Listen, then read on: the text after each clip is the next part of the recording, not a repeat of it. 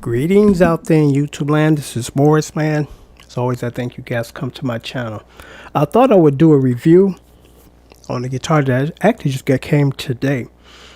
And it's a Daphne Blue Strat copy. And there's some times when you purchase a guitar and you pick it up and you say, whoa. You know, every now and then you get those, it's just whoa. You know, just really wasn't expecting this. And I get this out the box and I said, whoa, for several reasons. I said to myself, if I was 20 years younger, had some extra capital, I would actually start building and designing guitars, because it's just so interesting that a lot of guitar makers don't get it. It's like, I don't want it like this, and most of us don't want it like this, so why did you decide to do it like this? Because I would do this. If I was starting to design guitars, I would pick up a guitar that I enjoy playing and other people enjoy it too for various reasons. It looks good. Most important, it feels good to play. It sounds good. And try to replicate that, you know, not to the point where you're going to get sued for, you know, design or build or, you know, doing exactly what it looks like in the dimensions, but you cannot copyright the feel. You know, you can copyright the design of it, the headstock, you know, the pickups, but you can't copyright a feel. So it's like, why can't you just give me something that feels good to play? Instead of this marketing nonsense where everybody else likes this and it's cool to have this and you're not cool if you don't have one. I don't give a shit about that. And to be honest, I don't think I really ever cared that much about that. You know, not totally. You know, but now it's like, I don't care nothing about that. I don't care whose name up here. I don't care where it came from. I don't care about the wood, the pickups, electronics. All I care about is it feels good to play and sound good. I'm done. Now, of course, you want something that looks good to play, but that's last on my list. You know, and like I said, if I was young and had capital, I would, you know, start designing guitars like the ones that I like to play, you know. Because that's what makes them so popular. They feel good and you like to play them. And they cost, you know, a great deal of money. And this is one of those guitars where, as far as whoever designed this got it. They got it. Because the first thing that popped in my head when I took it out the box and I felt it, it felt like my American made Strats that I have in studios all over the country. And, you know, I have them for the reason because the producers of these studios and the artists want this particular brand. I give you what you want. You're paying me and I give it to you. I don't think I've ever came close to a guitar, and I've told you guys I've played thousands of them.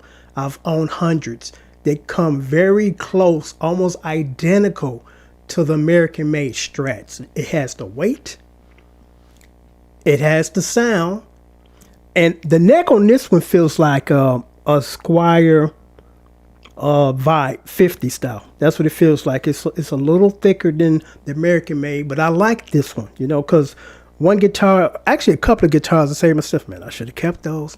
And one of them was a Daphne Blue like this one. It was a Fender. Actually, it was a Squire Vibe 50. And it felt good, you know.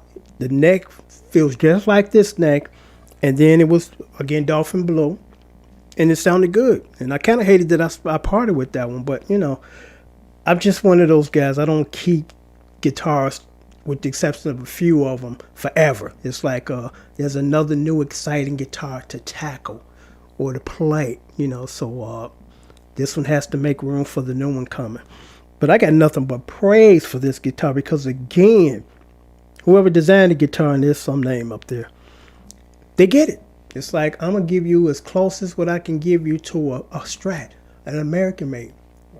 Because, again, this one feels just like it.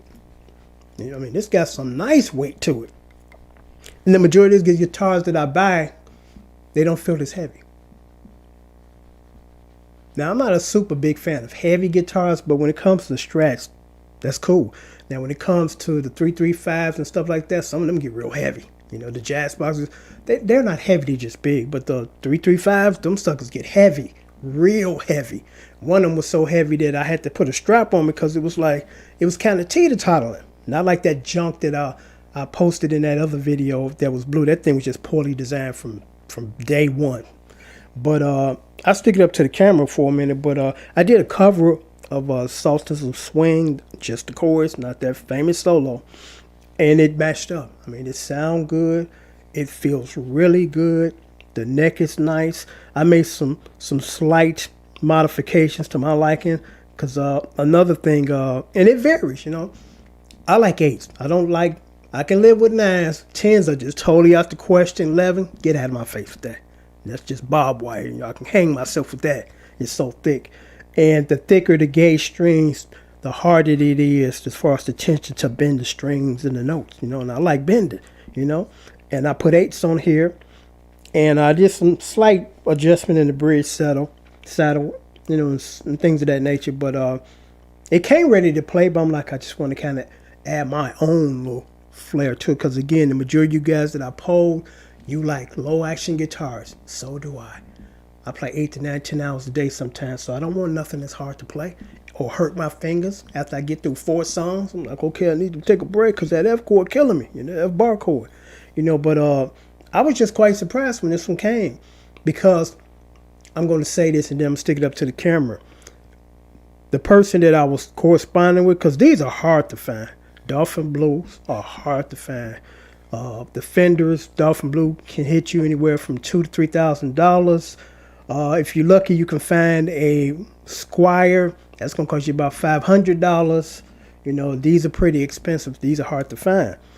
But corresponding with the seller, because I'm like, I really want this one. You know, it's hard to find this color. So I asked them the question I normally ask them, like, hey, how's the action on this? You know, is it low? Because I like low action. I don't like high action. He never responded. I'm like, okay, it's going to be like that. I said, you know what? Screw it. I'm just going to buy it. And if it's for some reason totally unplayable or just really hard, it goes back. So I bought it. And then this is what they do. And I hate that they keep doing this. You know, Reverb and eBay, they allow the sellers to post label has been printed, but it hasn't been shipped yet. But it looks like, or it kind of, I guess, documented as it's been shipped. No, it ain't. You just print a label. So you print a label one day, and normally the next day, no more than the day after that, they ship it. So 2 days went, 3 days went, 4 days went. I'm like, dude, when are you going to physically ship this? They're going to come and get it today, which was last Saturday. I'm like, okay. So I checked at the end of the night, still just the label printed. So then, of course, Sunday they don't pick up. Then Monday was Martin Luther King's holiday. So now here it is, Tuesday, still just label showing. Label been created. I'm like, come on, dude. So I had to actually contact Reverb and have them get in his ass. And a couple hours later, it was posted as far as it's been shipped. Now, what I think he did was he actually got up off his tail and went to go send this off instead of waiting on them, you know. But, you know, I was a little salty about that. I'm like, come on, man, you know. But when they came, I'm like, okay, I'm happy. I'm very happy. Stick it up to the camera.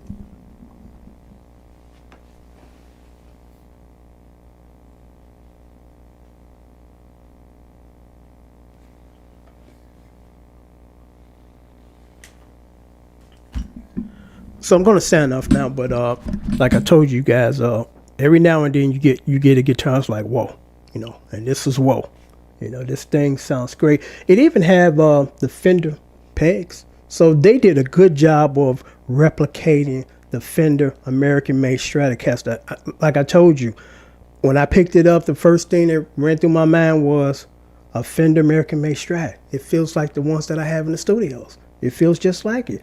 And I just kind of noticed this now, you know, just noticed this that as far as the tuning pegs, they're the same as the Fender tuning pegs. So they did their homework and they did a good job of replicating that. This is the best replica of American-made Strat I've ever played. I'm like, whoa. But until next time, take care and thanks for watching.